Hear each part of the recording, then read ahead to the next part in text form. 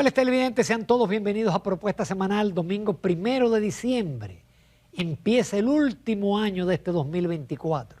Y en Propuesta tenemos muchos temas. Tenemos lo que el presidente habló del tranvía, del teleférico, de la agenda de futuro de la República Dominicana. Vamos a hablar también del Congreso, la finalización del Congreso, del PLD y también, como siempre, una dosis de economía. Nuestro invitado en el día de hoy es el licenciado Pedro Díaz Ballester, empresario dominicano que ha dado a conocer la República Dominicana, es el hombre del mundo de los negocios. En lo inmediato, los titulares a cargo de Ramón Núñez Fernández. En la semanal, el presidente Luis Abinader informó que se dará el primer Picasso para el teleférico del oeste y el tranvía desde Jaina, atravesando la avenida Independencia, así como toda la Winston Churchill, y se realizará mediante una alianza pública-privada. En relación a las deportaciones, elogió el trabajo de migración y del ejército en la frontera, pero reconoció que se nos hace difícil salvaguardar la frontera y dio la primicia sin detalles que ONGs traen haitianos. El primer gerente de la Seguridad Social y experto en el tema, Arismendi Díaz Santana, consideró que si la ley se hubiera aplicado, hoy no habría tantos problemas en la cobertura de salud y el copago. Abogó por una reforma especialmente en el tema de las pensiones. El diputado de la Fuerza del Pueblo, Rafael Tobía Crespo, consideró no sería problema eliminar la exoneración de vehículos a los legisladores. Sin embargo, nadie cuestiona la de los jueces, fiscales, militares, embajadores y cónsules. El Tribunal de Atención Permanente del Distrito Nacional impuso prisión preventiva a 7 de los involucrados en la sustracción de municiones y armas de la Policía Nacional, libertad condicional a 2 prisión y prisión domiciliaria a 1. El presidente de la Federación Dominicana de Comerciantes, Iván García, reveló aumentos de precios en una serie de rubros como el ajo, la cebolla, papa, café, aceite, escasez de huevos, y puso en duda la capacidad autoalimentaria por las importaciones de ajo, cebolla y arroz. El presidente en la semanal anunció el teleférico del oeste y que iba a dar el primer Picasso. Ojalá esa obra sea una realidad, porque ha sido un hábito de esta administración que dan un Picasso y la obra no arranca. Por ejemplo, la extensión de la UAS tan necesaria en Santo Domingo Este. Dieron el primer Picasso hace varios meses y no se ha hecho nada. Y dijo que en el caso del tranvía, que es una obra muy ambiciosa, que arranca en Jaina, atraviesa una serie de avenidas, va a ser una alianza público-privada. Esa obra no se va a dar. Te van a decir, pero qué pesimista. La autopista del Ámbar, que era de las cosas que se ha anunciado muchísimas veces, no se ha dado.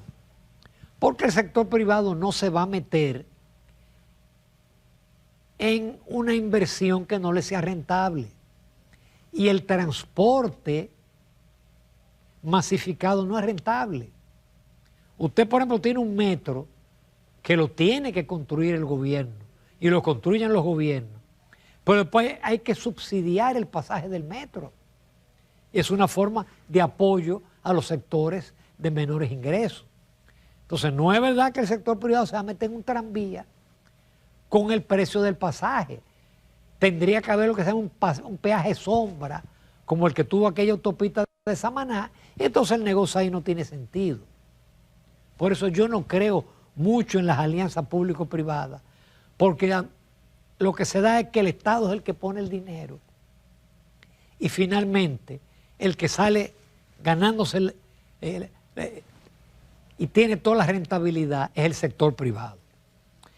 Por otro lado, también el presidente habló o reunió al Consejo de Gobierno con metas hasta el año 36 y metas en este gobierno muy ambiciosas. Disminución del déficit habitacional, elevar el porcentaje de clase media, disminuir la informalidad, mejorar la calidad de la educación. Muchísimos proyectos que son bonitos y uno felicita, pero no es cierto que se van a realizar. Primero porque hay el elemento gerencial. Tenemos 11 años dándole el 4% del PIB a la educación y la educación no ha mejorado, ha empeorado. Que se invierte poco en salud, invierta más y usted verá que no va a mejorar, porque hay problemas de fondo con el colegio médico y con la ADP. Y como digo, el tema gerencial. En el caso de las obras, hay obras que no hay manera que se acaben, como el de Baní, la circunvalación de Baní. Este gobierno la encontró bien avanzada y no termina. Y si además de eso no hay los recursos, porque no hay reforma fiscal, ¿por qué ha ocurrido aquí? En el gobierno de Balaguer, el 60% del gasto era corriente y el 40% era inversión. Ahora tenemos que el 90% se lo tragan los sueldos, viáticos, viajes, alquileres de locales que se ha puesto de moda. Y la inversión entonces es chiquitica y cada vez más chiquita. Por ejemplo, para aumentarle el sueldo a un 25% a los médicos, hubo que recortar, porque lo más fácil es recortar inversión. Lo difícil es usted bajar los gastos corrientes. Después que usted deja aumentar los gastos corrientes, recortarlos es sumamente difícil. Nos vamos a comerciales. Descubre todo lo que puedes hacer con los canales alternos Senasa. Si ingresas a la app Senasa en la opción Servicios, Solicitud, puedes realizar tus preautorizaciones médicas desde cualquier lugar. Y si necesitas verificar el estatus de tu solicitud, también lo puedes hacer desde casa, ya sea en la oficina virtual www.arssenasa.gov.do o desde la app. Senasa.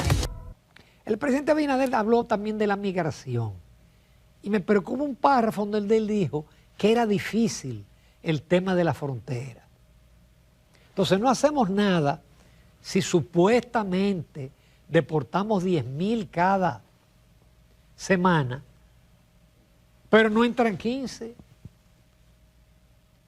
La frontera no es difícil. Si hay voluntad política y se termina la frontera física y tecnológica, el muro, y si un presidente de la República se plante de un puñetazo en la mesa y le dice al ministro de la Fuerza Armada, mire, 0 peaje, usted puede estar seguro que hay 0 peaje. El presidente dice que hay ONG que traen los haitianos.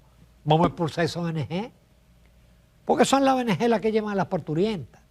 Pero aquí hay ONG construyéndole barrio a los haitianos, que se lo vayan a construir a Haití. Usted puede prohibir eso. No. Aquí usted no me va a construir barrio. Yo espero que después del 20 de enero soplen, como va a soplar otro viento en Estados Unidos, soplen aquí otro, y que los presidentes, al no tener la presión del gobierno de los Estados Unidos, Abinader tome las medidas que hay que tomar. Porque yo no me canso de repetir, si esto sigue como va, en 10 años la mayoría de la población aquí va a ser haitiana y habremos perdido el país. Por otro lado, mi artículo de esta semana, que siempre se enfoca en temas de importancia, en temas, se titula que sin reforma fiscal no habrá mejoría en la calificación crediticia. El país colocó sus primeros bonos cuando Hipólito.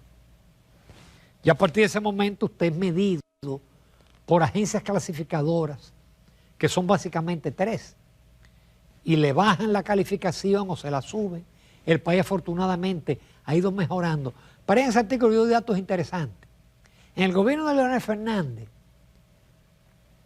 se llegó a 2.400 millones en bonos soberanos.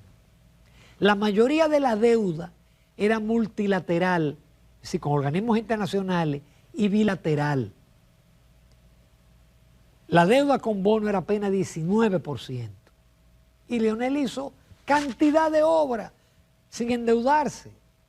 De Danilo Medina hasta ahora hemos tenido una carrera, una verdadera carrera A tal punto que hoy los bonos representan el 70%.